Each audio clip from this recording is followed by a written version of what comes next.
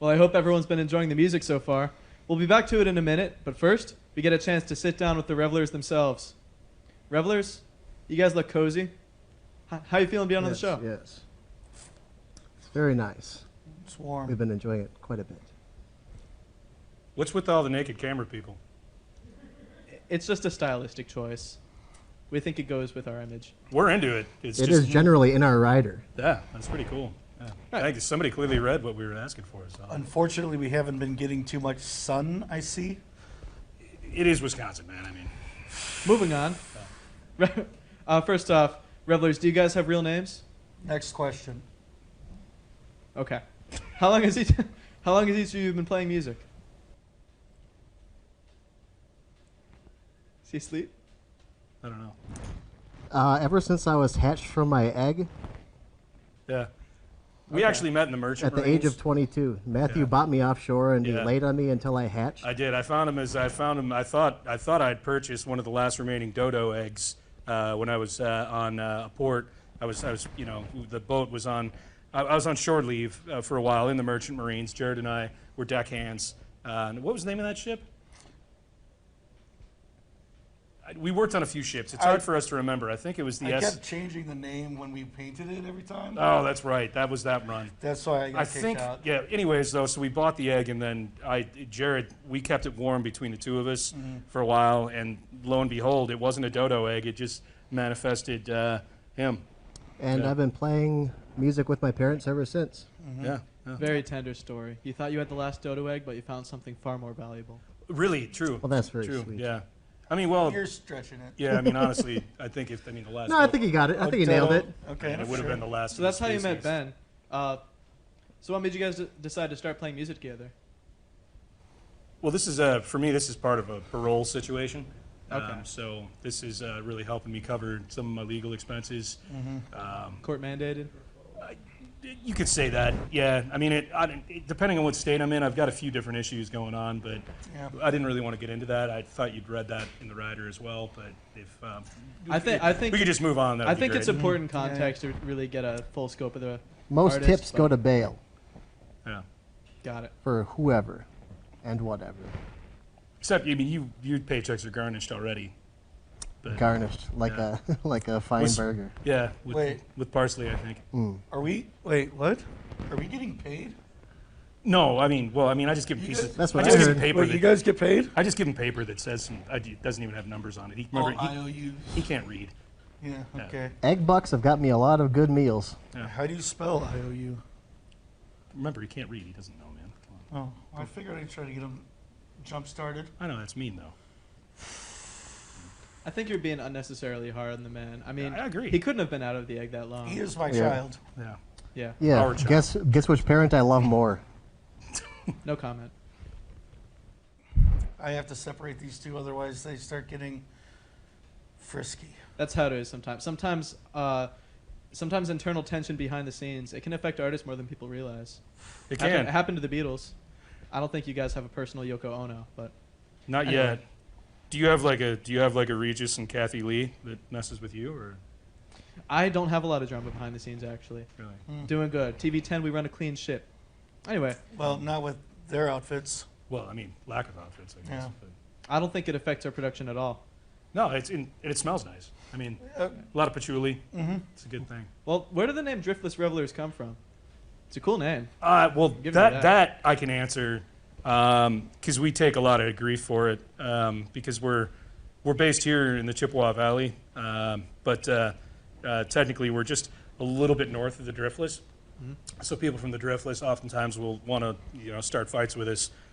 So because geographical and geological people get really hung up on that kind of thing. Right. But yeah, we're into celebrations and revelry, and then we're from right near the Driftless area, so we just kind of lumped it together because I don't know, we really just kind of like annoying people that are from the Driftless that take things way too seriously. Well, you guys are from Wisconsin, but your sound clearly is not confined to the regional sound. If you did have to describe your sound, if someone came up to you and forced you to fit into a genre somehow, what would you tell them? Heavy metal. Then they'll be surprised. I don't know. How would you describe ourselves? musically. Your website does say string-based freak folk. I think that is a pretty apt Who wrote that? title for it. Yeah. I think That and pony rock we've also been Yes. described as. Pony Rock? Mm-hmm. Yeah. I would say, I mean, you know, when you really strip it all right down, I'd say the Loose Juices are probably our biggest influence. oh man, They're good, yes. Yeah, and Their first album, Pulp. yeah, that was powerful. They had Flood Manhattan. Yeah. Billy Joel, of course. I mean, And Armstrong. yeah, Billy Joe Armstrong, Both of them. but and Billy Joel Yeah. or Joel, Yeah. but both of them, yeah. Yeah. Really, like kind of. I didn't notice much pop punk influence in your sound, but Well, I we mean- really tamped it down for Yeah, you guys that's fair. tonight. I am a man of influences, though. I'm not really a genre man. I think they're an inaccurate way to try and fit people into categories. Really, everyone's just a sum of their influences. And yeah. So, Matt, I know that you are the founder of Philville Records, Marquette 2000. That yes. What made you want to start an independent record label? Desperation. I was. That's a good motivator in general. I was living in an '84 Ford Econoline, and I had found a Roland VS840 GX in a dumpster out back of a music store.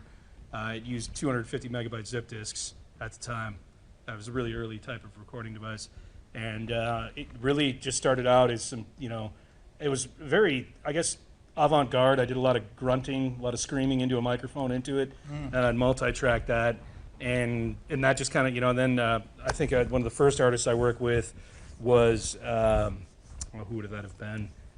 I don't remember. I remember he wore a bag over his head, and he was really into screaming as well. And I started recording him, and then we kind of hit some harmonies. That led to a few other projects. Before I knew it, I was in a bluegrass band, and I put out an album with these guys from downstate and some Upers too. They were called Frostbitten Grass. I think there was some marijuana reference or something like that. That's the only I could figure up. I mean, I guess it was, Called. yeah. And I mean, it's legal up there now, but at the time, it was really cutting edge to be that kind of, you know, playing with that sort of, you know. Speaking of which, I mean, it's a shame we're a little frustrated to be based in Wisconsin now that everyone around us has completely legalized it. This is a point of frustration for us, and we've written a song that's coming out in our next record that's called "Puff Puff Pass for Legal Grass," and it's about hands across, like, remember Hands Across America? I mean, I wasn't there. No, Oh, well, right. I mean, I was, because, you know, I know a lot of you guys probably think I'm just a fifth-year senior here at UWEC, but I know I'm a little bit older than probably at least these guys, and maybe a little bit older than you guys. I mean, I don't know, I'm assuming you guys are. You hatched me. I did. Well, but that's a little different story. But Hands Across America is where everybody, like, held hands, in, you know, and they filmed it, and it was, I don't know, I think it was like for a Pepsi commercial or something. Oh yeah. But it was supposed to be like a feel-good thing. So we're thinking that as a band, we're going to encourage people to pass doobies from the UP to Minnesota and down to Illinois and back, and it'll be kind of like our way of getting the Tavern League to back off and maybe allow this to actually happen in Wisconsin. Because Ohio recently legalized it, and I'm a little shocked that Wisconsin's behind Ohio. Right. And- It is yeah. a noble pursuit for sure. Do you have any more information on that new album coming out? We have a live album that's going to be coming out first. That should be out sometime. We hoped for the holidays, but then all the Christmas songs that we were working on didn't come through. And to be clear, it's the holidays too. We had we leaned into some Hanukkah tunes, Yep. Kwanzaa, but we don't really know how to play any of those tunes. No. Yeah. So anyways, that we got into that. That's on the back burner. It kind of got shelved, and then what was the question again? Oh, information on the album you have coming out next. Right. That should be out sometime in 2024. Yeah, sure. Yeah. I mean, that's a kind of a long span. Oh, yeah, the live record live should be album, out in too. early 2024. Our new original record with that Puff Puff Pass thing going on it. And, I'm sorry, where am I again? You're talking about the one that's coming out late in 2024. No, I mean, like, where am I right now? I think you're in Wisconsin. Eau Claire, Wisconsin, Gotcha. 54701. Okay. And you are? Evan, Evan. host of Sounds of the Valley on UWC right, TV10. Gotcha. So, yeah, the new record will be coming out the live record, live at the Slowpoke. the Slowpoke Lounge. Should be out in early 2024. And the new record, which we're calling it right now. Our first was American Fork Standards. This one might be American Standard Grill, Yeah. in honor of Jared's song about the grill. We really think that's going to be probably hitting the charts is a bullet. I mean, Well, we'd be hopefully. shocked if that doesn't probably break in at least number 3 on the Americana charts. Yeah, it cooks. Yeah, it's I'm looking forward to that. That was a very touching ballad for sure. Yeah. Thank you. Some tears were shed in the back. Really pour our soul out into that one. Right. So the next original album, is that more of kind of the sound you had on American Folk Standards, or are you trying to break into a new I kind think, of image? Ben, do you want to field this one? It's going to be a little bit more spacey. Okay. Like Electric Light Orchestra, or Ooh, not that kind of spacey? Or did it Perhaps. just give you guys a new idea? I kind of like that actually. I don't Literally recorded in space. Yeah. Okay. know. Oh, all right. Kind of that vacuum aesthetic. I see. Mm-hmm. A lot of silence. Yeah. On the note of upcoming things, though, do you have any upcoming performances that you want to plug for the people? Yeah. But our next show is that's right. We're playing with the Sliced Bread Jug Band. Right. Fantastic musicians. They're Saturday. kind of a mishmash of some people from the Chippewa Valley here and the Twin Cities, and we're playing with them this coming Saturday, November 18th at the Plus in Eau Claire. It's a rare hometown appearance for us. For some reason, people don't really like to book us for gigs around town. I can't really figure it out. I mean, it's really nice that you're doing this, and we expect to be back. I mean, hopefully, if you want to have us back. I mean, do you guys have any places like maybe we could stay tonight? Could we sleep here? I sadly don't have any extra beds. Oh, Cool. What's you got a floor? your living situation? There is a Super 8 down the street. If you're, No, we'll, Do you we'll live just in, follow in a you. hotel as well, or I live out of my car actually, but how big's your car? imagine this studio. That's a big car. That's huge. That's enough space for us. Yeah, Yeah. we'll follow you to it. We Do have you our have a moonroof? we have our own blanket. Yeah. We could share. Moonroof, aux cord, no Bluetooth though. Ooh, Ooh. Hopefully it's not a deal breaker. not a problem whatsoever. Right. For other people who want to taste of the revelry, where can people find your music online? If you're into the the actual downloading and supporting musicians, you can go to philvillerecords.com and you'll see a list of artists and you'll find the Driftless Revelers there, and you can listen to all of our music and all of our videos that we've self-produced. Mostly go to philvillerecords.com. Philvillerecords.com is a good place to find our music. Sounds like a good plan. Well, I think that's all the time we have for tonight, but thank you so much for sitting down to an interview. It's been an interesting experience, to say the least. Thank you, Evan. You're a handsome young Thank you, man. sir. Okay. A face made for TV. So, for everyone else at home, don't touch that dial, because it's right back to the music after this.